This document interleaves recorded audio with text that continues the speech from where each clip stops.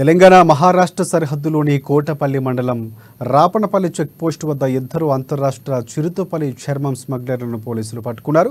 చిరుత చర్మం మోటారు సైకిళ్లు స్వాధీనం చేసుకున్నారు. కోటపల్లి పోలీసులు రాపనపల్లి చెక్పోస్టు వద్ద వాహనాలు తనిఖీ చేపట్టగా చిరుతపల్లి చర్మం లభ్యమైనట్లు జైపూర్ ఏసీపీ వెంకటేశ్వరరావు చెప్పారు. మహారాష్ట్ర నుంచి ఇద్దరు వ్యక్తులు మోటారు సైకిల్స్పై మంచిర్యాల వైపు వస్తూ అనుమానాస్పదంగా కనిపించడంతో పట్టుకుని తనిఖీ చేయగా చిరుతపులి చర్మం గోర్లు లభించాయన్నారు.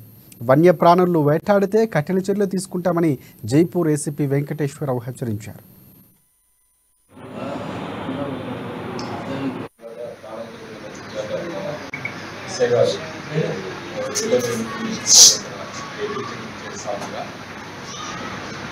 ఇద్దరు వ్యక్తులు తారాసపడ్డారు. వాళ్ళు వచ్చేసి పవన్, బాబు ఖాన్ ఇద్దరు కూడా బీజాపూర్ డిస్ట్రిక్ట్ గోపాలపట్నం ఛత్తీస్గఢ్ వీళ్ళిద్దరిని చేసి ఆ వెహికల్ని సెట్ చేస్తా ఉంటే ఆ వెహికల్లో ఒక చిరుతపల్లి చర్మం కనపడ్డది.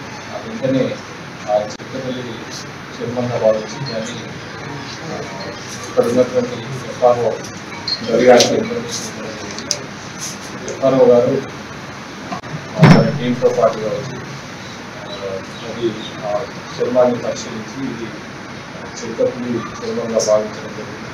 వెంబటే వెటర్నరీ డాక్టర్ యాజ్ పర్ ఎస్ఓపీ ప్రకారంగా బయట